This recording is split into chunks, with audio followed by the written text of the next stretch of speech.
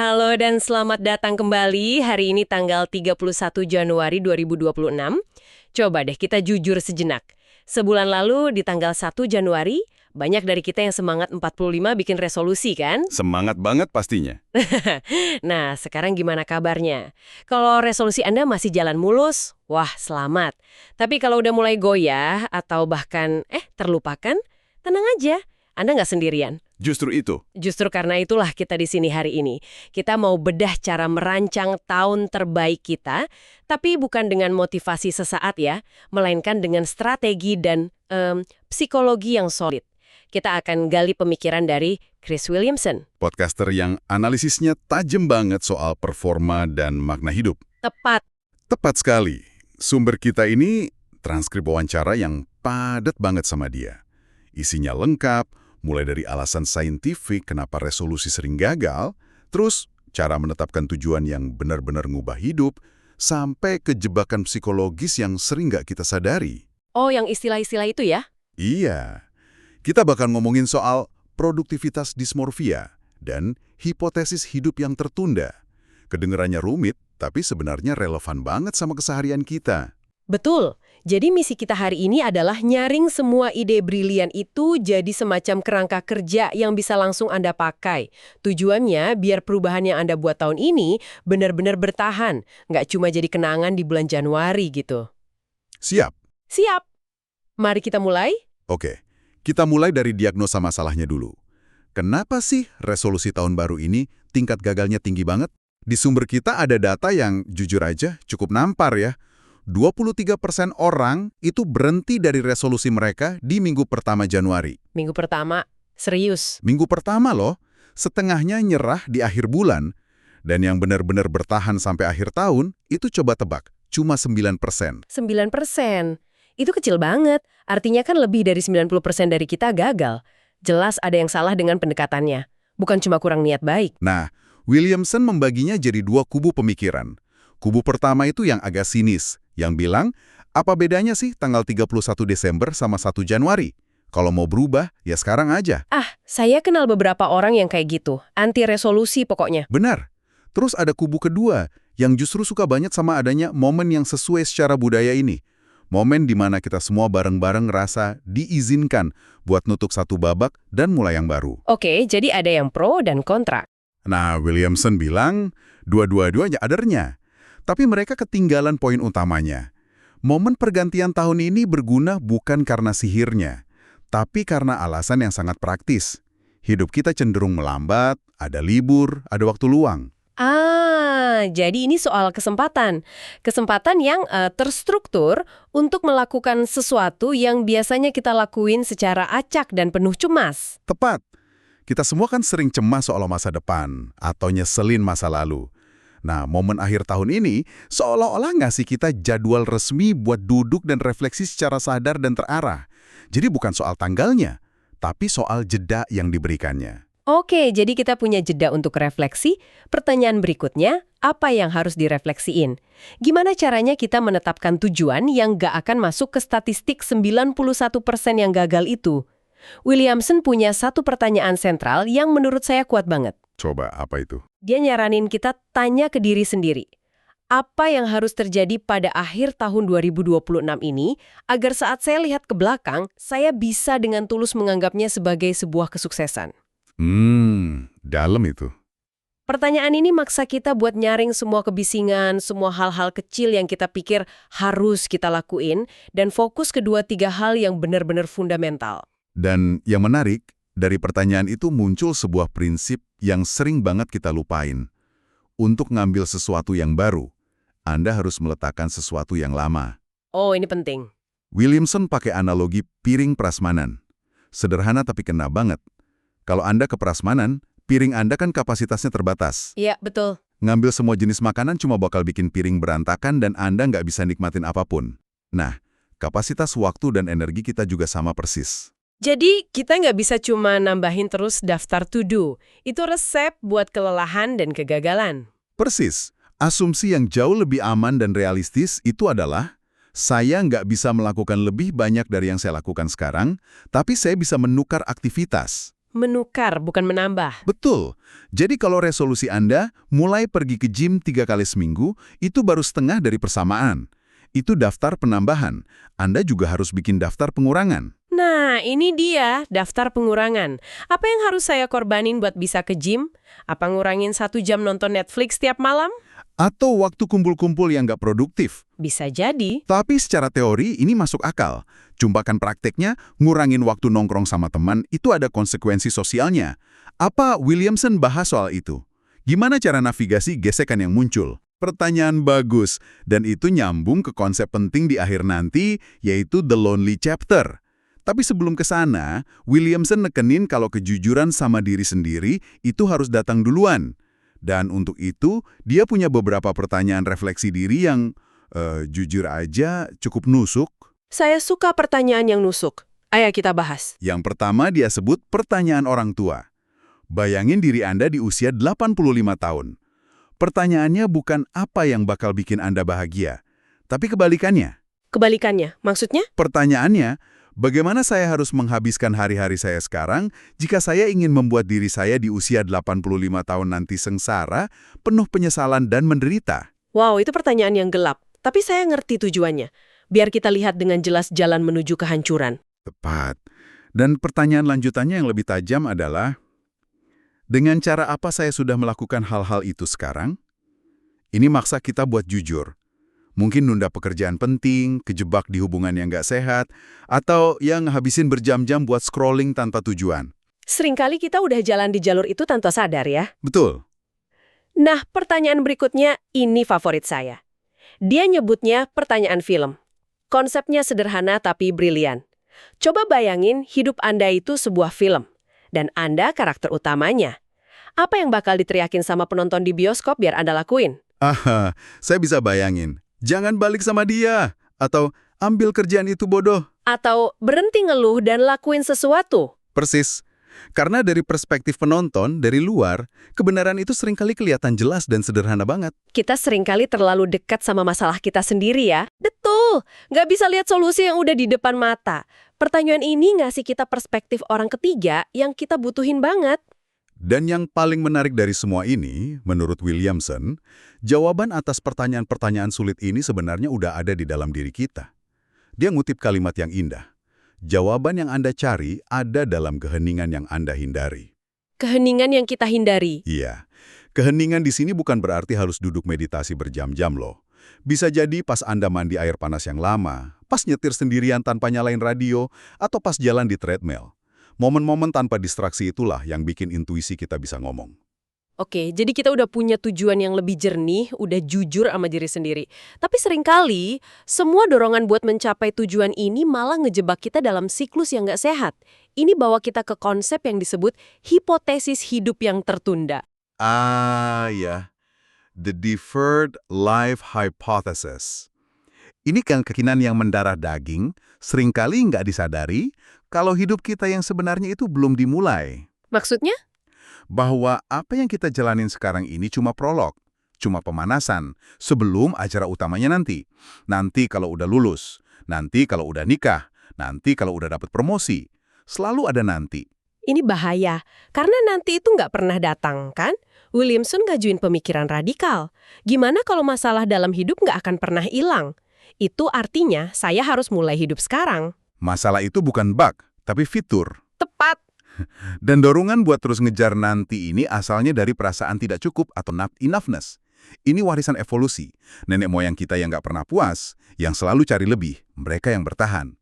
Tapi di dunia modern yang berkelimpahan, insting ini jadi bumerang. Inilah akar dari produktivitas dismorfia. Oke, ini istilah yang Anda sebut di awal. Apa artinya produktivitas dismorfia? Sama kayak dismorfia tubuh, di mana seseorang nggak bisa lihat tubuhnya secara akurat di cermin. Nah, produktivitas dismorfia itu ketidakmampuan buat lihat pencapaian kita sendiri secara akurat. Jadi kita selalu merasa kurang produktif? Betul.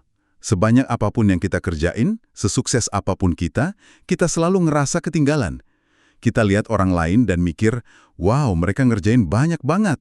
Tanpa sadar kalau kita sendiri juga udah ngerjain banyak hal. Kita nggak bisa ngerasain kepuasan.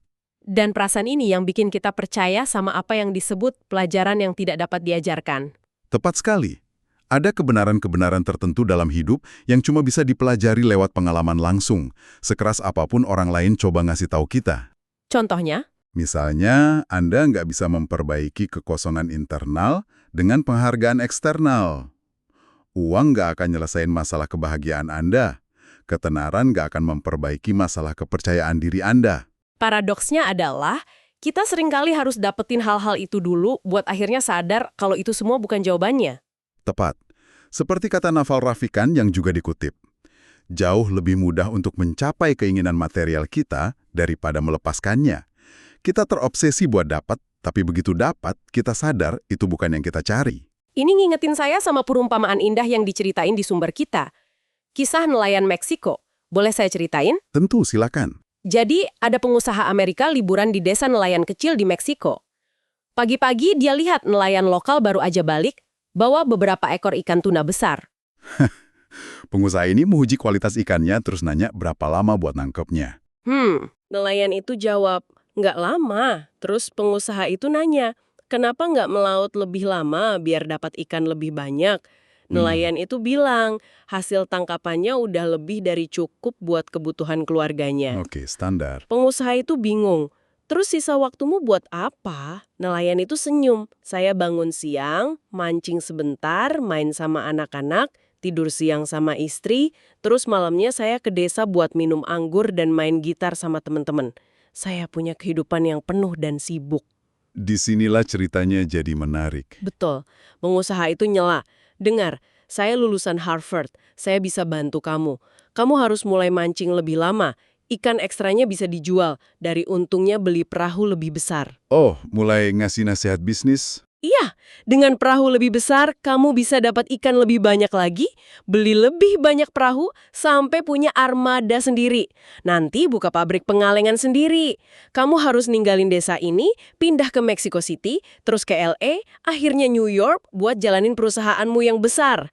Nelayan itu dengerin aja. Iya, dia diam sejenak, terus nanya, tapi Tuan, butuh berapa lama buat semua itu? Pengusaha itu ngitung, mungkin 15-20 tahun. Terus abis itu apa? Tanya si nelayan. Nah, ini dia. Pengusaha itu ketawa. Disitulah bagian terbaiknya. Kamu bisa jual perusahaanmu dan jadi kaya raya. Punya jutaan dolar. Jutaan dolar? Terus abis itu apa? Pengusaha itu jawab. Abis itu, kamu bisa pensiun. Pindah ke desa nelayan kecil, bangun siang, mancing sebentar, main sama anak-anakmu, tidur siang sama istrimu, dan malamnya main gitar sama teman-temanmu. Dan si nelayan? Dan tentu saja, nelayan itu cuma natap dia dan bilang, bukankah itu yang udah saya lakukan sekarang? Itu perumpamaan Kang luar biasa. Karena itu ngelanjangin asumsi inti dari hustle culture. Kita kerja mati-matian puluhan tahun buat dapetin sesuatu yang mungkin sebenarnya udah kita punya. Waktu, kedamaian, hubungan. Betul. Ini nyambung banget ke idenya tentang metrik yang terlihat versus metrik tersembunyi. Metrik terlihat itu yang gampang diukur dan dipamerin. Gaji, jabatan, ukuran rumah, merek mobil. Sementara metrik tersembunyi itu hal-hal yang benar-benar nentuin kualitas hidup kita, tapi nggak kelihatan. Berapa banyak waktu luang kita, tingkat stres, kedalaman hubungan sama keluarga, kualitas tidur. Jadi kita sering salah fokus ya? Sering banget. Sumber kita ngasih contoh bagus. Banyak orang rela nukar metrik tersembunyi, misalnya waktu perjalanan singkat, dengan metrik terlihat, gaji sedikit lebih tinggi. Mereka pindah ke rumah lebih besar, tapi lebih jauh dari kantor. Padahal, data psikologis konsisten nunjukin kalau perjalanan panjang itu salah satu penyebab utama ketidakbahagiaan harian. Kita menukar kebahagiaan nyata dengan simbol kesuksesan. Tepat. Oke, setelah semua konsep besar ini, ayo kita tarik ke sesuatu yang sangat praktis. Williamson ngasih beberapa kebiasaan dengan return on investment atau ROI yang tinggi banget. Kebiasaan kecil yang dampaknya besar yang bisa langsung Anda terapkan malam ini. Benar. Ini bagian favorit saya. Karena perubahan besar seringkali dimulai dari langkah-langkah yang kelihatannya sepele. Yang pertama, dan mungkin yang paling mengejutkan dampaknya, jangan isi daya ponsel di kamar tidur. Titik. Beli jam waker murah dan charge ponsel Anda di ruang tamu atau dapur. Williamson ngeklaim ini bisa secara instan naikin kualitas hidup sebesar 15%. Awalnya kedengeran berlebihan ya. 15% itu gede banget loh untuk perubahan sekecil itu. Iya, tapi coba kita pikirin. Ini nyelesain dua masalah sekaligus. Pertama, malamnya Anda nggak tergoda buat scrolling tanpa henti yang ngerusak kualitas tidur. Kedua, dan ini yang lebih penting, pagi hari Anda nggak dimulai dengan serangan dari dunia luar. Notifikasi, email, berita buruk. Mood seharian pasti jadi beda ya. Bukan cuma soal tidur, tapi soal ketenangan mental di pagi hari. Tepat. Kebiasaan kedua yang nyambung sama ini. Jalan kaki pagi 5-10 menit setelah bangun. Cukup jalan kaki, nggak perlu lari. Tujuannya buat dapat paparan cahaya matahari pagi, bahkan pas mendung. Buat apa itu? Cahaya ini kuat banget buat ngatur ulang jam biologis atau ritme sirkadian kita. Secara ilmiah, ini juga terbukti nurunin aktivitas amigdala, bagian otak yang ngurusin rasa takut dan cemas. Jadi, Anda mulai hari dengan lebih tenang. Yang ketiga ini mungkin bakal nyakitin buat sebagian dari kita termasuk saya. Tunda asupan kafein selama 90 menit setelah bangun. Kenapa gitu? Alasannya terkait sama zat kimia di otak namanya adenosin yang bikin kita ngantuk. Pas kita tidur, adenosin dibersihin. Tapi pas kita bangun, masih ada sisanya. Kalau kita langsung minum kopi, kafein itu ngeblokir reseptor adenosin. Tapi adenosinnya sendiri tetap ada. Terus akibatnya? Akibatnya, pas efek kafein habis sore hari, semua adenosin yang numpuk itu nyerang balik, bikin energi anjlok. Dengan nunggu 90 menit, kita kasih kesempatan tubuh buat bersih-bersih adenosin dulu secara alami. Jadi ini strategi buat ngindarin jam 3 sore yang lesu itu. Oke.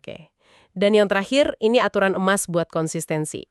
Jangan pernah lewatkan 2 hari berturut-turut. Ini brilian. Aturan ini berlaku buat kebiasaan apapun, gym, meditasi, nulis. Kalau Anda kelewat 1 hari, nggak apa-apa. Itu cuma kesalahan. Hidup kan nggak sempurna. Tapi kalau Anda kelewat 2 hari berturut-turut, itu bukan lagi kesalahan. Itu adalah awal dari kebiasaan baru yang buruk. Aturan ini menghapus mentalitas semua atau tidak sama sekali yang sering nyabotasi kita. yang menarik, semua kebiasaan ini sebenarnya saling nyambung kan? Tidur kayaknya jadi pusatnya. Tepat sekali.